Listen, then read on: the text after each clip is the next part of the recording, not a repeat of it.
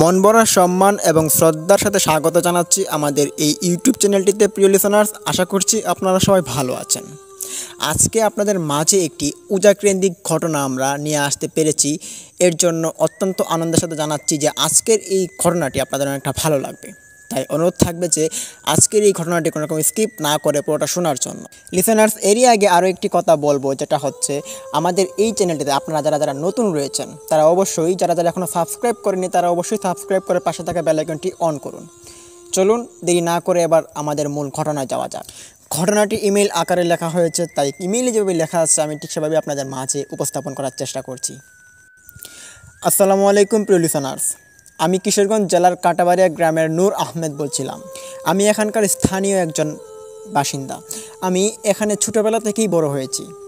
আমার বাবা মায়ের স্বপ্ন ছিল আমাকে দিয়ে ভালো কিছু করাবে, কিন্তু আফসোসের বিষয় হচ্ছে যে আমাকে দিয়ে ভালো কিছু হয়নি। তবে আমাকে যখন ছোটোবেলা স্কুলে ভর্তি করানো হয়েছিল আমার বাবা মা, তখন আমি পড়ালেখায় অতটা ভালো ছিলাম না, যার কারণে পড়ালেখা ছাড়িয়ে আমাকে উজার কাছে দেওয়া হয়েছিল আমাকে উজাকেন্দ্রিক কাজ শেখার জন্য। খুব কষ্টের মধ্যে আমি উজার কাজটা শিখি। তবে উজার কাজটা শেখার পর আমার লস হয়নি, বরঞ্চ লাভ হয়েছে। আমি যখন উজার কাজটা শিখি তখন আজ থেকে প্রায় 30 বছর আগের কথা। আমি আমার উস্তাদের কাছ থেকে এই উজার কাজটা আমি খুব ধীরে সুস্থে আমি শিখতে থাকি, এবং এই কাজের পরিপ্রেক্ষিতে আমাদের এলাকাতে বা এলাকার বাহিরে অনেক জায়গা থেকে মানুষ এসে আমাকে নিয়ে যেত যদি কাউকে সাপে কামড় দিত।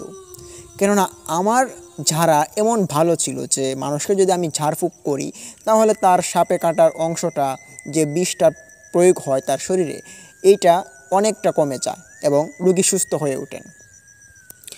তো আজকে আপনাদের মাঝে আমার আসার মূল কারণ হচ্ছে আমার সাথে ঘটে যাওয়া একটি ভয়ঙ্কর ঘটনা, যেই ঘটনাটি আপনাদের মাঝে আমি এখন শেয়ার করতে যাচ্ছি। লিসেনার্স, আশা করি ঘটনাটি আপনাদের মনোযোগ সহকারে শুনবেন এবং এই ঘটনাটির ভয়াবহতা সম্পর্কে আপনারা অনেক কিছু জানতে পারবেন এবং এটা থেকে অনেক কিছু শেখার রয়েছে। লিসেনার্স, চলুন যাওয়া যাক আজকে থেকে অনেক বছর আগের একটি ঘটনাটিতে। তখন সালটা আমার ঠিক মনে হচ্ছে না, তবে এটা অনেক দিন আগের একটি ঘটনা। তখন আমি আমার উস্তাদের কাছ থেকে আমি ওই ঝাড়ফুঁকগুলো অনেক শিখে পারদর্শী হয়ে গিয়েছিলাম। আমি তখন অনেকটা ভালো পারি এবং একা একাই উজার কাজ করতে পারি। যদিও আমার উস্তাদের সঙ্গে আমি অনেক বছর কাটিয়েছিলাম, তবে উস্তাদ মারা যাওয়ার পর থেকেই আমি একা হয়ে যাই এবং আমি একা একাই মানুষের ঝাড়ফুঁক করে থাকি। তো এর মধ্যে আরও একটি কথা আপনাদের মাঝে বলে রাখা ভালো, যেটা আমার যে উজার বিষয়টা, যারা যারা উজা থাকে বা যারা উজার কাজ শেখে তারা কিন্তু পরিবারের সঙ্গে বেশি মিশতে পারে না। তারা অন্য একটি জায়গায় বা অন্য একটি বাসস্থানে তাদের একা থাকতে হয়। অনেক কিছু কাজ কর্মবলী তাদেরকে করতে হয় রাত্রিবেলা, যার কারণে তাদের পরিবারের সঙ্গে থাকাটা বারণ। থাকতে পারবে, তবে এত বেশি থাকতে পারবে না, অন্য বাড়িতে থাকবে এবং একা থাকতে হয় বেশি। আমিও এরকমটা থাকি। তো আমাদের বাড়ি থেকে অনেকটা সামনে একটা পুকুর রয়েছে, ওই পুকুরটাও আমাদের। ওই পুকুরের পাশে একটা বাড়ি, একটা ছোট্ট একটা ঘর তৈরি করা হয়েছে, যেই ঘরের মধ্যে আমি থাকতাম এবং আমার ঘরটা ছিল একবারে সামনে। মানুষের যদি আমাদের বাড়িতে আসতে হতো তাহলে আমার ঘরটাকে অতিক্রম করে তারপর আসতে হতো। বরাবরের মতোই আমি ওই দিন রাত্রিবেলা ঘুমিয়ে পড়ি। হঠাৎ আমি শুনতে পাই ঘরের বাইরে থেকে কেউ একজন ডাকছে, বলছে, আপনি আমাকে বাঁচান, আপনি আমাকে বাঁচান, দরজাটা খুলুন আমাকে, আমি মরে গেলাম। তখনই চরকির মতো ঘুরান দিয়ে আমি হুট করে দাঁড়িয়ে পড়ি। আমি তখন উজার কাজে ব্যস্ত ছিলাম। রাত মধ্যরাতেও আমাদের এরকম কাজ করতে হয়। তো আমি চরকির মতো ঘুরে যখন দরজাটার নিকট যাই, গিয়ে যখন দরজাটা আমি খুলি, তখনই আমি দেখতে পারি যে একটা মেয়ে আমার উপরে এসে পড়ে গিয়েছে। মেয়েটার বয়স প্রায় 17 কি 16 হবে, আনুমানিক একটা মধ্যবয়সী মেয়ে, একবারে যুবতী মেয়ে এরকম। তখন তাকে আমি হাতে দড়ি ধরে আমি তাকে আমার বিছানায় বসাই এবং বললাম যে, কি হলো আপনার কি হয়েছে? মেয়েটি বলে যে, আমাকে আপনি বাঁচান, আমাকে সাপে কেটেছে। তখন আমি বললাম যে, সাপে কেটেছে কোথায়, কোন জায়গায় কামড় দিয়েছে দেখি তো।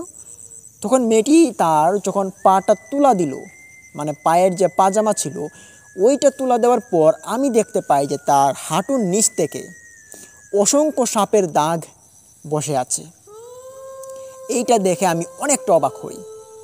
যদিও আমি উজা, বাট আমার জীবনে আমি এরকম দাগ কোনোদিন দেখিনি। আমি তখন এক ঝলকা মেয়েটির দিকে তাকিয়ে বললাম যে, আপনার তো মারাত্মক অবস্থা হয়ে যাচ্ছে, এটা কি করে হলো আপনার?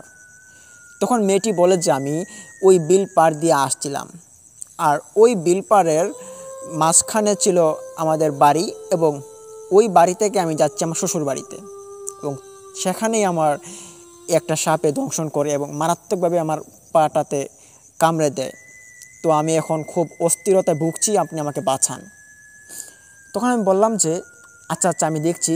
তো আপনাকে তো খুব মারাত্মকভাবে কেটেছে, কী সাপ এটা তো আমি বুঝতেও পারছি না, আপনি এখানে বসুন আর আমি দেখছি আপনার কী করা যায়। এই বলে আমি মেয়েটাকে এখানে বসিয়ে আমি যাই ঘরের ভিতরে।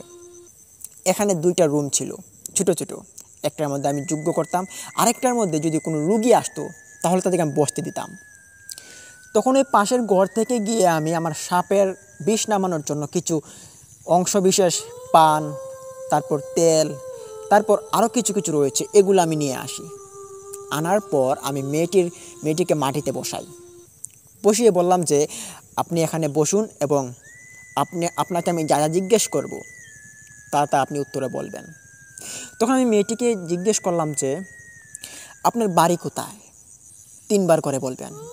আমি যে কথা আপনাকে জিজ্ঞেস করব সেটা আপনি 3বার করে উত্তর দিবেন। মেয়েটি বলল, ঠিক আছে। তখন আমি বললাম যে, বলুন আপনার বাড়ি কোথায়? মেয়েটি বলল না। আবারও জিজ্ঞেস করলাম, মেয়েটি কিছুই বলল না। আবারও জিজ্ঞেস করলাম, মেয়েটি কোনো সাড়া শব্দ দিল না। দেখে আমি খুব অবাক হলাম। হঠাৎই দেখতে পাই যে মেয়েটি বসা থেকে উঠে পড়ল এবং সে আমার ঘর থেকে বাইর হওয়ার জন্য হাঁটা শুরু করেছে। চরকির মতো ঘুরে দাঁড়িয়েই সে এক পলকে হাঁটা শুরু করলো। আমি তখন বেশ আশ্চর্য হয়ে মেয়েটির পিছনে ধাওয়া করি এবং মেয়েটি ধীর সুস্থে হাঁটছে, এবং হাঁটতে হাঁটতে যে বিলটার কথা বলেছিল যে আমাদের বাড়ির সামনে মধ্যবর্তী বিলটা, ওই বিলের নিকট সে হেঁটে হেঁটে যাচ্ছে। আমি তখন বুঝতে পারি যে বিষয়টা বেশ অদ্ভুত ঠেকছে আমার কাছে। এটা কোনো স্বাভাবিক বিষয় বা কোনো স্বাভাবিক বস্তু হতে পারে না, এটা আমার দেখার আছে।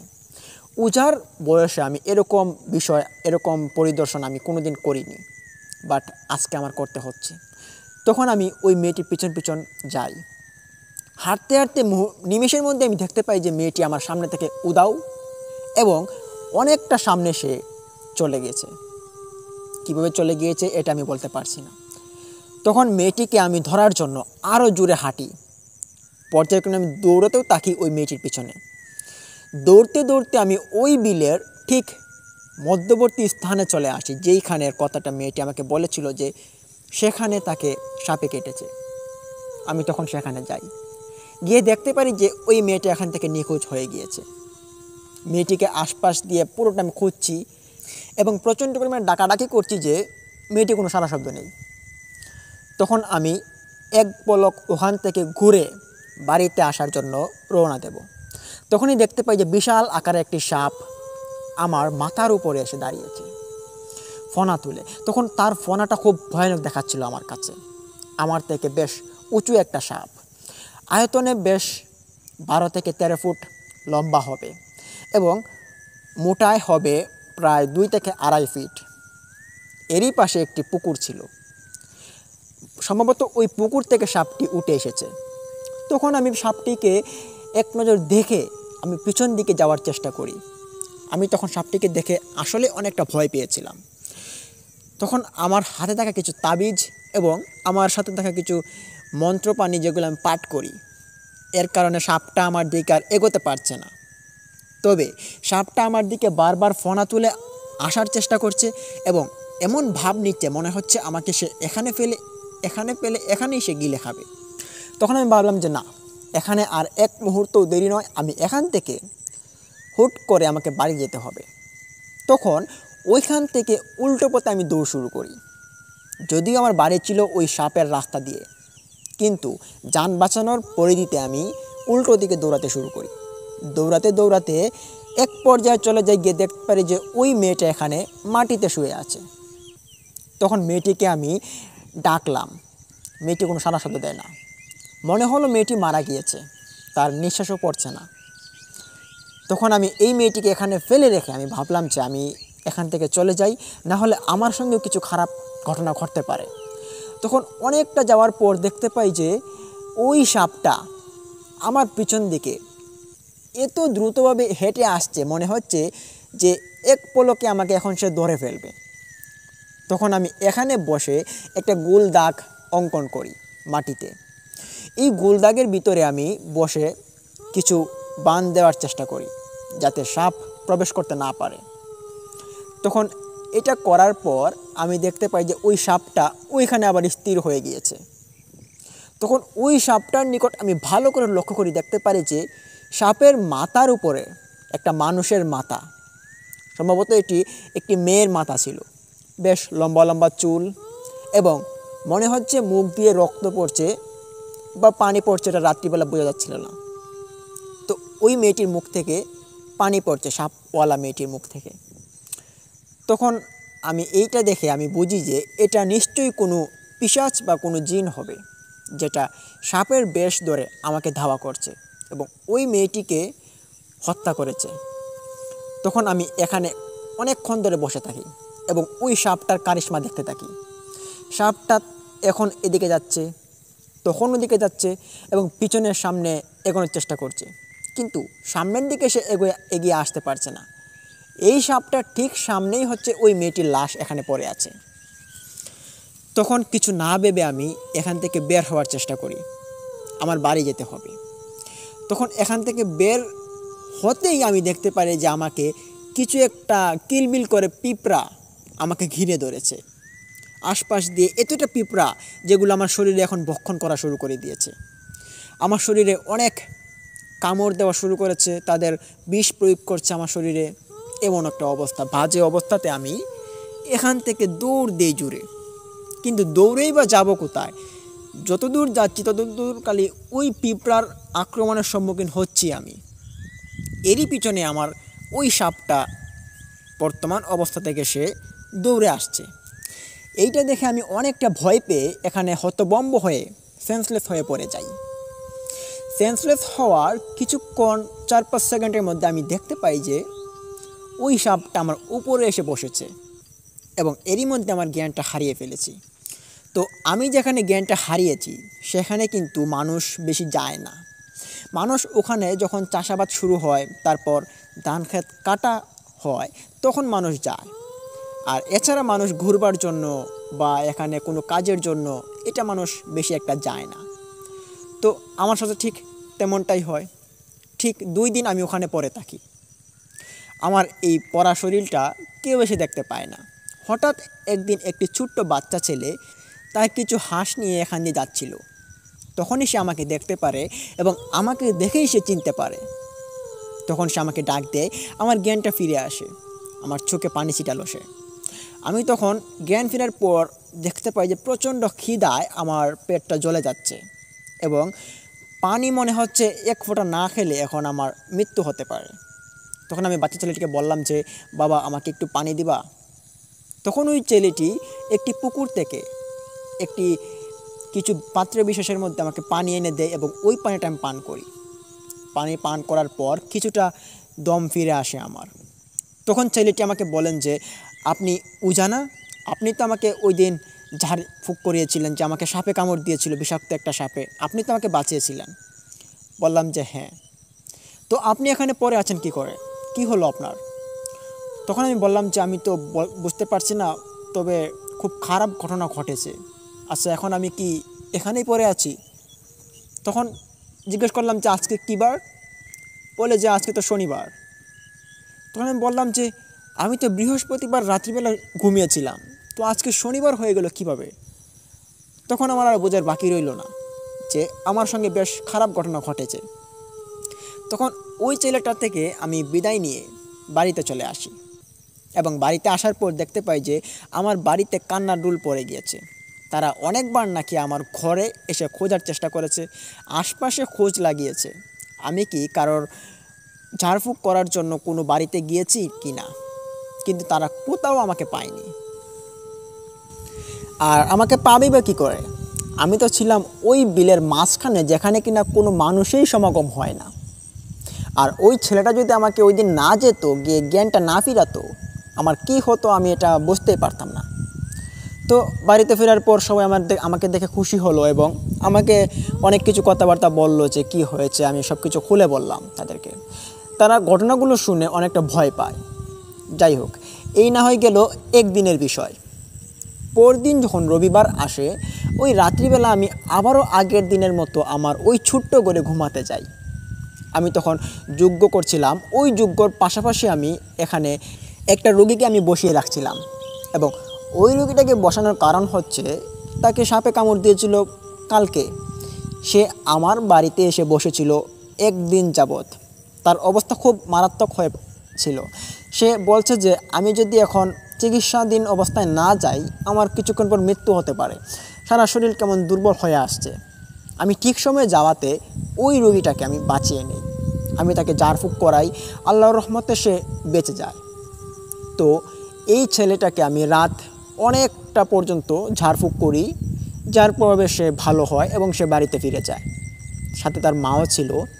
তো তার মাকে আমি কিছু নিয়ম বলে দিলাম যে এরকম এরকম করতে হবে, তার মা ঠিকভাবে করবে। তো তারা চলে গেল। বরাবরের মতো আমি আবারও চোখ দুটো নিয়ে আমি ঘুমাতে যাই। তখন আমি একটা স্বপ্ন দেখি। এই স্বপ্নের মধ্যে আমি দেখতে পাই যে কেউ একজন আমার ঘরের সামনে আসে এবং পিশাচ বেশি মানুষের মতো সে এসে আমাকে ডাকে এবং ডাকার পরেই তার অবস্থানটা পরিবর্তন হয়ে সে মানুষ হয়ে যায়। এটা একটা বেশ ভয়ানক একটা সিন ছিল। তো তখনই আমার ঘুম ভেঙে যায় এবং ঘুম ভাঙার পর আমি ওইটা দেখার জন্য ঘরের বাইরে যাওয়ার চেষ্টা করি। ঘর যখনই খুললাম, খোলার পর দেখতে পাই যে কেউ নেই। তখন স্বপ্নকে স্বপ্ন ভেবে আমি আবার ঘুমাতে যাই। তখন আমি ঘরের মধ্যে আবারও মোমবাতিটা অফ করে আমি যখনই চোখটা নিভাতে যাব, তখনই দেখতে পাই যে হঠাৎ করে আমার জানলাটা খুলে গিয়েছে এবং ওই জানলার সামনে দিয়ে কিছু একটা বিশেষ দৌড় দিয়েছে। তো এটা আমার নিজ চোখে দেখেছিলাম। দেখার পর আমি বিছানা থেকে উঠে বসি এবং ওইটা দেখার জন্য এখানে আরও কয়েক মুহূর্ত বসে থাকি। কিন্তু না, আর কোনো রকমের জানলা খোলার শব্দ বা কোনো কেউ দৌড় দেওয়ার মতো এরকম অবয়ব আমি দেখিনি। তখন আমি জানলাটা আবার লাগানোর জন্য উঠি। যেই না আমি বিছানা থেকে উঠলাম, উপরে চোখ করতেই আমি দেখি যে জানলার সামনে একটা পিশাচ দাঁড়িয়ে আছে। তার মুখ থেকে ক্ষয়ে ক্ষয়ে রক্ত পড়ছে এবং তার চুলগুলো কেমন লাল বর্ণের সাপের মতো ঝুলছে এবং তার চাহনিগুলো খুব ভয়ানক দেখাচ্ছে। চাঁদের আলোতে স্পষ্ট এটা দেখা যাচ্ছে। তখন আমি এইটা দেখে এক চিৎকার দিয়ে আমি বিছানায় পড়ে যাই। চিৎকার শোনার পর কেউ আসেননি আমার ঘরে। যেহেতু অনেকটা দূরে ছিল আমার ঘর থেকে মানুষের বাড়ি, আমাদের বাড়ি অনেকটা দূরে ছিল, যার কারণে কেউ আসতে পারেনি। তবে কিছুক্ষণ পর আমি দেখতে পাই যে একজন বৃদ্ধ লোকের সমাগম হয়েছে আমার ঘরে, এসে আমাকে ডাকছে। বৃদ্ধ লোকের আওয়াজ শুনে আমি একটু স্বস্তি পেলাম, ভাবলাম যে কোনো রোগী হয়তো পারে। তখন আমি দরজাটা তাকে খুলে দিলাম। সে এসে আমার ঘরে এসে বসে আমাকে বলে যে কেমন আছেন। বললাম যে ভালো আছি। আপনি কেমন আছেন? আপনি কে? লোকটি তখন উত্তরে বলেছে আপনি আমাকে চিনবেন না, তবে আপনাকে আমি যে কথাগুলো আজকে বলতে চাইব সেই কথাগুলো আপনি মনোযোগ সহকারে শুনবেন এবং এই কথাগুলো আপনি পালন করার চেষ্টা করবেন। আশা করি আপনার অনেকটা ভালো হবে। বললাম যে ঠিক আছে, আপনি আমাকে বলুন আমার কি করতে হবে। তখন লোকটি আমাকে বলে যে আপনার সঙ্গে এমন কিছু ঘটতে চলেছে কিছুদিনের ভিতরে, যেটি আপনার কাল হয়ে দাঁড়াতে পারে। আপনি এই কয়দিন কোনো রকমের ওঝাকেন্দ্রিক কাজকর্ম আপনি করতে পারবেন না। আর এই কাজ যদি আপনি করেন তাহলে আপনার বিপর্যয় নেমে আসবে, এটা মাথায় রাখেন। আর এই কাজ যে আপনি করতে পারবেন না, এটার সময়সীমা থাকবে 1 মাস। 1 মাস থাকার কারণ হচ্ছে আমাদের এই দিঘিতে একটা গোত্রবর্গ থাকি আমরা। এই গোত্রবর্গের মধ্যে আমরা যারা পিশাচ রয়েছি তাদের অনেক সমস্যা হয় আপনি যদি এরকম ঝাড়ফুঁক করেন। আর এই ঝাড়ফুঁকের কারণে আপনার অনেক ক্ষতি হতে পারে। এটা আমরা আজকে ওয়ার্নিং দিয়ে যাচ্ছি আপনাকে। যদি পরবর্তীতে আপনি ঝাড়ফুঁক করেন 1 মাসের ভিতরে, তাহলে আপনার পরিবার সহ আপনার অনেক ক্ষতি হয়ে যাবে।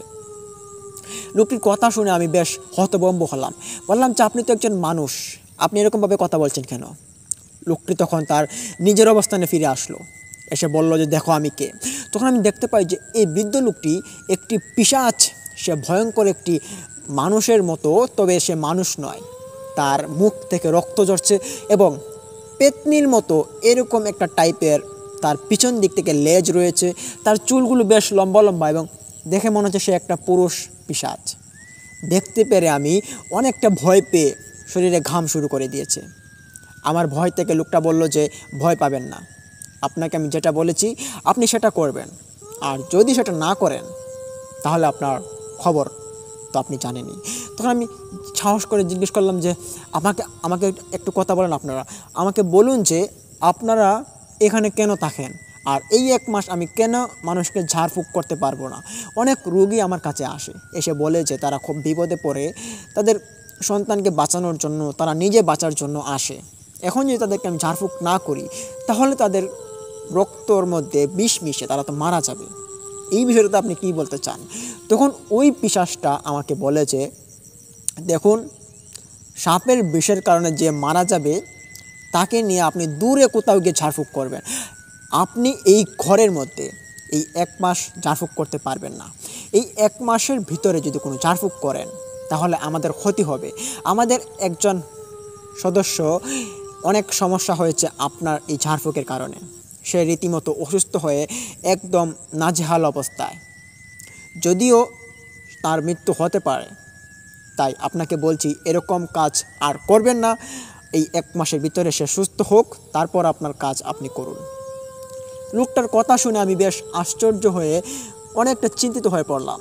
ভাবলাম যে পিশাচদেরও এরকম জীবন রয়েছে, তারা এরকম পেতনির মতো, তারা মানুষের মতো গোত্র করে তারা এখানে থাকে কি করে, এটা সম্ভব কী করে? নিমিষের মধ্যেই দেখতে পেলাম যে ওই পিশাচটা চরকির মতো ঘোরান দিয়ে আমার ঘর থেকে উধাও হয়ে গিয়েছে। তখন ভয় ভরা মন নিয়ে আমি এখানে অনেকক্ষণ ধরে বসে বসে আমি দম নিচ্ছিলাম। পাশে থাকা গ্লাস থেকে 1 গ্লাস পানি খেলাম। পানি খেয়ে আমি বাইরে থেকে একটু ঘোরান দিয়ে আসার চেষ্টা করি। মনে খুব উৎফুল্লতা জেগেছিল এবং ভয়ে তারতম্য একবারে ছিঁড়ে যাচ্ছিল আমার। তখন আমি বাইরে যাই, গিয়ে ওই দিঘিতে আমি কিছুক্ষণ তাকানোর চেষ্টা করি। দিঘিতে আমি কিছু দেখতে পাই না। যখন ঘরে ঢোকার চেষ্টা করি তখনই দেখতে পাই যে দিঘিতে একটা ঠাস করে একটা শব্দ হলো। ওইটা দেখার জন্য আমি ঘর থেকে আবারও বেরিয়ে আমি দিঘিতে তাকিয়ে দেখতে পেলাম যে কিছু একটা আলো বিশেষ ওইটা দিঘির মাঝখানে জ্বলছে, আর এই আলো থেকে একটা শব্দ ভেসে আসছে, যেটা একটা মানুষ যদি কোনো অসুস্থ অবস্থায় পড়ে থাকে বিছানায়, তারপর সে গুংরানোর যে শব্দটা যেরকম ভয়ঙ্কর হয়ে থাকে আর কি, এরকম একটা ভয়ঙ্কর শব্দ আমার কানে ভেসে আসছে। তখন আমার আর বোঝার বাকি রইল না যে এই পিশাচটার যে সদস্য রয়েছে, এই সদস্যর হয়তো অসুস্থতার এরকম কান্নার গুনগুনানির শব্দ, অসুস্থতার শব্দ আমি পাচ্ছি। তখন আমি খুব ভারাক্রান্ত মন নিয়ে খুব দুঃখিত হলাম। ভাবলাম যে আমি একটা পিশাচের ক্ষতি করতে যাচ্ছিলাম, যদিও তারা ভালো পিশাচ ছিল, আমার কোনো ক্ষতি করতে চায়নি এবং আমার কোনো ক্ষতি করেনি, এবং ওয়ার্নিং দিয়েছি যদি আমি তাদের ওয়ার্নিং ভঙ্গ করি তাহলে আমার ক্ষতি করতে পারে। তখন আমি এখানে 1 মিনিট এর মতো বসে থাকি। তখনই দেখতে পাই যে এই পিশাচটা আবার উদয় হয়েছে দিঘির মাঝখান থেকে, এসে আমাকে বলেছে আপনি প্লিজ আমার কথাগুলো রাখবেন, আর যদি আপনি না রাখুন তাহলে কিন্তু আমার এই বাচ্চা ছেলেটা মারা যাবে, আর আমার বাচ্চা যদি মারা যায় তাহলে আমি আপনার বাচ্চা একটাকেও রাখবো না। তখন আমি বললাম যে না না না না, আমি এসব কিছুই করব না। কিন্তু যখন আমি পিশাচটির দিকে তাকাই তখনই আমার শরীরে ঘাম দিয়ে আমার সারা শরীর ভিজে যায়, কিন্তু মনে তো একটা উৎফুল্লতা জেগেই থাকে তার সঙ্গে কথা বলার। আমি যদিও একজন উজাদের অনেকটা মনোবল থাকে যে তারা অন্যরকম কিছুর সাক্ষাৎকার হবে, তারা অন্যরকম কিছুর দেখা করবে, তাদের সঙ্গে এমন কিছু রহস্যময় ঘটনা ঘটুক তারা এটা চায়। এটা আমিও চেয়েছিলাম, কিন্তু এটা ঘটার পর অনেকটা ভয়ে মনটা একবারে দুর্বল হয়ে পড়ে, আর যেটা আমারও হয়েছিল। এরপর 3-4 দিন আমি অসুস্থতায় ভুগি। এই অসুস্থতার মধ্যে আমি অনেক স্বপ্ন দেখি যে স্বপ্নগুলো এই বিষয়টা কেন্দ্রিক আমার সঙ্গে ঘটেছে। আমি একদিন বিকেলবেলা ওই পুকুরের নিকট আবার যাওয়ার চেষ্টা করি। দেখতে পারি যে ওই পুকুরের মধ্যে আবারও ওই যে গুংরানির শব্দটা আমার কানে ভেসে আসছে। আমি তখন এই ঘটনাটা সবার থেকে চাপা রাখি। যদিও আমি 2 মাস পরে এই ঘটনাটা সবাইকে আমি খুলে বলি, তখন আমাকে সবাই বলে যে আপনার সঙ্গে এরকম একটা ঘটনা ঘটেছে, আপনি আমাদেরকে বললেন না। এর কারণ বললাম যে পিশাচদের কর্মকাণ্ড, যদি তারা কোনো ক্ষতি করে দিত আমার, তাহলে কিন্তু আমার কিছু করার ছিল না। এর জন্য আমি কাউকে কিছু বলিনি। আর এই পর্যন্ত যে আমি মানুষকে অনেক দূর দূরান্তে নিয়ে গিয়ে আমি যে ঝাড়ফুঁক করিয়েছি, এর কারণ হচ্ছে তারা আমাকে নিষেধ করেছিল। তাদের নাকি একজন বাচ্চা ছেলে অসুস্থ, যার কারণে এরকম ঘটনা ঘটেছে। আর তারা আমাকে না করেছে, যে বলল যে আমি যাতে এই ঘরে আর ঝাড়ফুঁক না করি, অনেক দূর দূরান্তে গিয়ে যাতে আমি ঝাড়ফুঁক করি। তো এর জন্য এরকম একটা অবস্থা। আর এই ঘটনার পরিধিতে আমি যেটা বুঝতে পারি, আমার সঙ্গে যে ওই দিনের রাতটা একটা ঘটনা ঘটেছে, একটা মেয়ে আমার দরজায় এসে টোকা দেয়। আমি দেখতে পাই যে তার সারা শরীরে সাপের কাঁটা বিঁধে আছে এবং মুহূর্তের মধ্যে সে চরকির মতো ঘুরে বিলের পাশে চলে গিয়েছিল। আমিও ঠিক তার পাশে গিয়েছিলাম। তখন আমি এখানে যে অজ্ঞান হয়ে পড়েছিলাম, এটাও ছিল ওই দুষ্ট পিশাচদের কারসাজি। তাদেরকে দুষ্টু বলা যাবে না, কারণ তারা ভালোই ছিল। আমার ক্ষতি করতেও তারা পারতো, কিন্তু আমার কোনো ক্ষতি করেনি, আমাকে তারা সাবধান করে গিয়েছিল। তো এই ঘটনাটার প্রভাব আমি 2 মাস পরে যখন আবারও আমার ঘরে ঝাড়ফুঁক করার জন্য মানুষকে নিয়ে আসি, তখন আমি শুনতে পাই যে মাঝরাতে ঘুংরানির শব্দটা হালকা কমেছে। আগে যেভাবে ঘুংরাতো, যেমন অসুস্থতায় কাতরাতো, এতটা কাতরায় না। তো আমি তখন থেকেই আমার ঘরে আবার ঝাড়ফুঁক করা শুরু করি। মানুষজন আসে, মানুষের ঝাড়ফুঁক করিয়ে মানুষকে ভালো করার বা মানুষের বিষ নামিয়ে দেওয়ার কাজটাই ছিল আমার। তো এর পরবর্তীতে আমি শুধু এই দিঘিতে এরকম গুংরানির শব্দ হালকা হালকা এবং কিছু একটা বিশেষ পানিতে পড়েছে এরকম একটা শব্দ আমি রাত্রিবেলা প্রায়ই পেতাম। তো যদিও আমি এই বিষয়টা আমি বুঝে গিয়েছিলাম যে এখানে পিশাচরা থাকে, যার কারণে এরকমটা হয়। তো আমি এই বিষয়টা থেকে আর কোনো রকমের পাত্তা দেইনি। আর এই রকম বিষয়টা আমার সঙ্গে যেরকম ঘটেছে, এটার পরিধিতে আমি অনেক কিছু শিখতে পারি এবং অনেক কিছু বুঝতে পারি। এইটা থেকে আমার অনেক জ্ঞান দক্ষতা লাভ হয়েছিল। তো এই গুংরানি শব্দটা এখন আমি আর পাই না। তো এটা অনেক দিন হয়েছে আমি এটা পাই না। যদিও হইতে পারে তারা এখান থেকে চলে গিয়েছে অন্য কোথাও, এটা বলা সম্ভব হচ্ছে না। তো তারা যেখানেই থাকুক ভালো থাকুক। আর তারা এমন ভালো ছিল যে মানুষের ক্ষতি করতে চায় না। আর আমার যেহেতু ক্ষতি করেনি, তো আশা করি অন্য কারোর ক্ষতি করবে না। তো লিসেনার্স, এই ছিল ঘটনাটি কেমন লাগলো?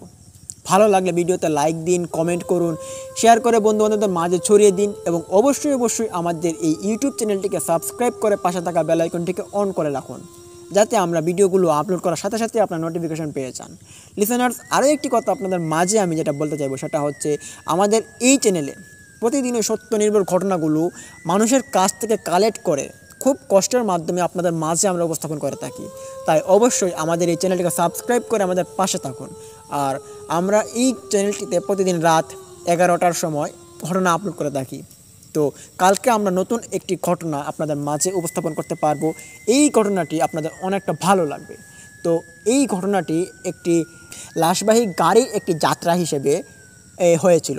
তো এই ঘটনাটি আমরা ইমেল করে এনেছি একজন ভাইয়ের কাছ থেকে, তিনি অ্যাম্বুলেন্স ড্রাইভার। তো এই ঘটনাটি আপনাদের মনে করি অনেকটা ভালো লাগবে। আর এই ঘটনাটি আমি পরে দেখেছি, অনেকটা ইন্টারেস্টিং হয়েছে। তো এটা অনেকটা ভয়াবহ এবং ওনার সঙ্গে সত্য একটি ঘটনা ঘটে গিয়েছিল। লিসেনার্স, কালকে পর্যন্ত আপনারা আমাদের সাথে থাকুন এবং কালকের এই রহস্যময় 1 ঘন্টার এপিসোড আপনারা আমাদের সাথেই থাকুন, শুনুন এবং আমাদের সাথে থেকে আপনারা ভৌতিক বিষয়ের অনেক কিছু জানুন এবং সত্য নির্ভর ঘটনার পাশেই আপনারা থাকুন। লিসেনার্স, এই মুহূর্তে আপনাদের কাছ থেকে আমি ইমন ইসলাম বিদায় নিচ্ছি আপনাদের কাছ থেকে। আশা করি আপনারা আজকের এই ঘটনাটি অনেকটা ভালো লেগেছে। কমেন্টে আপনাদের মতামত জানান এবং ভিডিওতে লাইক, শেয়ার এবং সাবস্ক্রাইব করতে ভুলবেন না। তো প্রিয় লিসেনার্স, দেখা হচ্ছে কাল কোনো নতুন একটি ঘটনা নিয়ে। ততক্ষণ সবাই ভালো থাকুন, সুস্থ থাকুন। আসসালামু আলাইকুম।